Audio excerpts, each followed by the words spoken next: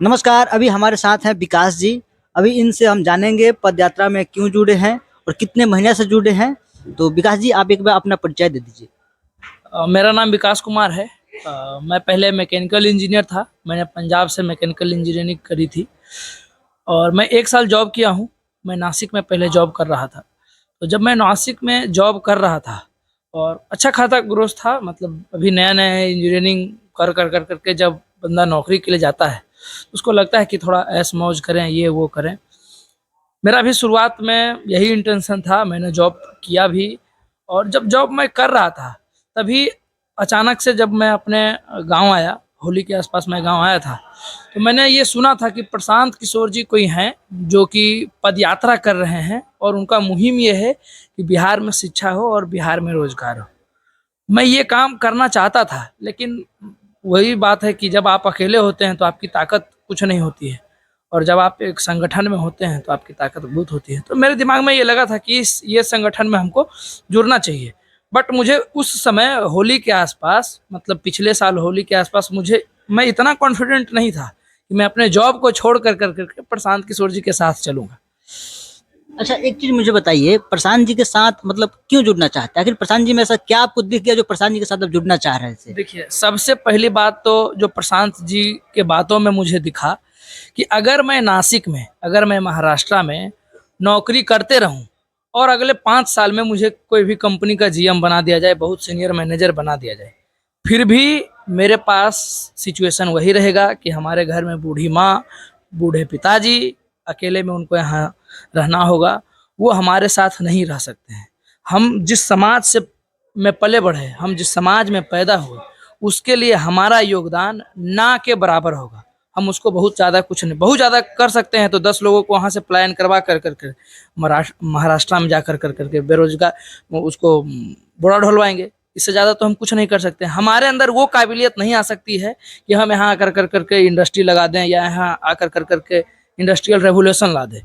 वो काबिलियत लाने में काफ़ी जद्दोजहद की ज़रूरत है, और जब तक राजनीतिक और जब तक समाज इस चीज़ के लिए जागरूक नहीं हो तब तक ये काम नहीं किया जा सकता है। इसलिए मैंने ये सोचा कि अगर 10 साल में मुझे जीएम बना भी दिया जाएगा तो उस बात को रहने दीजिए। 2 साल के लिए, मैं 2 साल के लिए एज ए वॉलंटियर, मैं आपके कैमरे पे कह देना चाहता हूँ, मैं कोई पैसा नहीं लेता हूँ जनसुराज से। एज ए वॉलंटियर मैं 2 साल के लिए अपना श्रम दान दे रहा हूँ। एज ए इंजीनियर के तौर पे मैं चीज़ों को समझता हूँ, मैनेज करता हूँ, पदयात्री के तौर पे चल रहा हूँ और समाज को समझ रहा हूँ। समाज को जो दिशा देने का काम प्रशांत किशोर जी कर रहे हैं और जनसुराज जो कर रही है, उसमें मेरी भी एक छोटी सी भूमिका है। अच्छा, एक चीज़ बताइए, आप जो है अपना जॉब छोड़ करके आए हैं, तो कहीं न कहीं आपको कोई ना कोई प्रशांत जी से एक्सपेक्टेशन ज़रूर ही होगा कि चलो वॉलंटियर कर रहे हैं तो आने वाला फ्यूचर में कुछ फ्यूचर ब्राइट हो यहाँ पे। तो हो सकता है ये वजह हो, एक एक्सपेक्टेशन हो, इस वजह से आपने वॉलंटियर करना शुरू कर दिया हो। देखिए, आपका कहना बिल्कुल जायज़ है कि आदमी का कोई ना कोई एक्सपेक्टेशन ज़रूर होता है, उसका कुछ ना कुछ स्वार्थ होता ही होता है।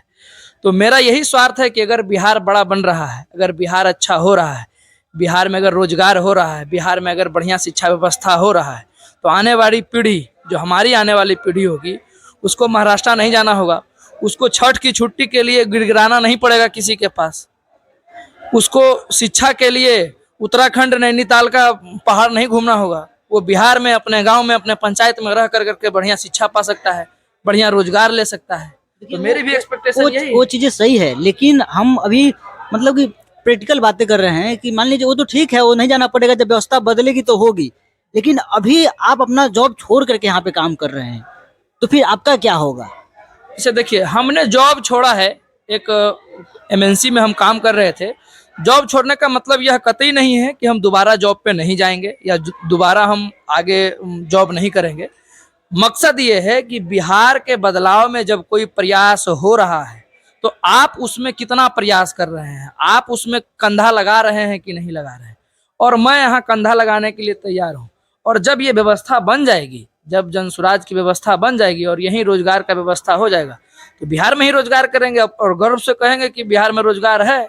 जनसुराज में हमने कंधा लगाया और जनसुराज के व्यवस्था बनने के बाद यहाँ रोजगार आई है और इतना हम ये यहाँ काम कर रहे हैं। इतना यकीन के साथ आप कैसे कह सकते हैं कि प्रशांत किशोर जी यहाँ की व्यवस्था को बदल सकते हैं? देखिए, डूबते हुए आदमी को तिनका का सहारा।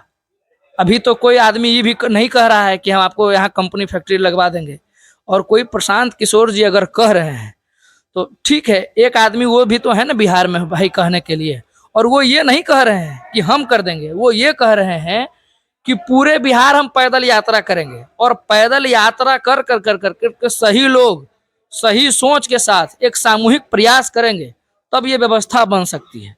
वो ये अगर अकेले अगर प्रशांत किशोर कहते कि मैं अकेला, मेरे उंगली में सब कुछ है, मैं मंत्र से सब कुछ ठीक कर दूंगा, तो स्वाभाविक सी चीज है कि मैं इसमें नहीं जुड़ता, और मुझे भी यही लगता है कि ये सब फेक है। लेकिन जब वो ये बात कह रहे हैं कि सही लोग के साथ, सही सोच के साथ एक अच्छा विजन हो, और विजन के साथ साथ एक सामूहिक प्रयास की जरूरत है, जब तक लोग में ये जागृति पैदा नहीं होगी कि शिक्षा और रोजगार हमारी प्राथमिकता होनी चाहिए, तब तक कोई भी अकेला आदमी, एक प्रशांत किशोर आ जाए भाई 11,000 प्रशांत किशोर आ जाए, व्यवस्था बदल नहीं सकती। अच्छा, आप व्यवस्था बदलने की बात कर रहे हैं, तो आपके हिसाब से बिहार में क्या क्या व्यवस्था बदलनी चाहिए?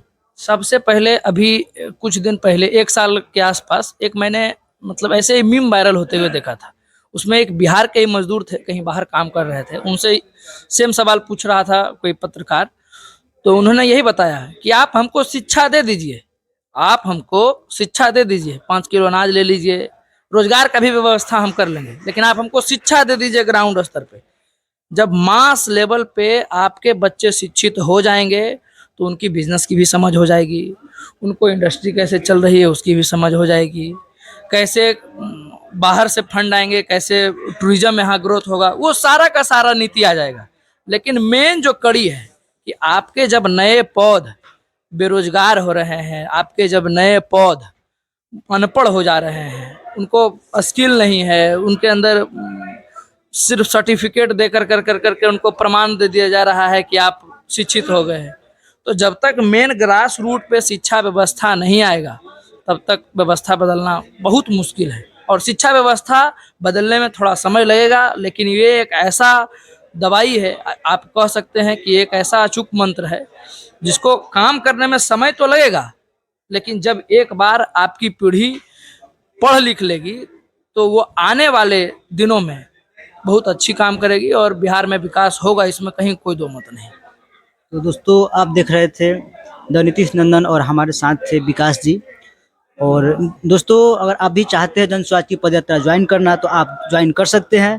बिहार के बदलाव में एक अहम भूमिका में आप अपना कंधा लगा सकते हैं। बाकी आपने वीडियो देखा, इसके लिए बहुत बहुत धन्यवाद। मस्त रहिए, व्यस्त रहिए।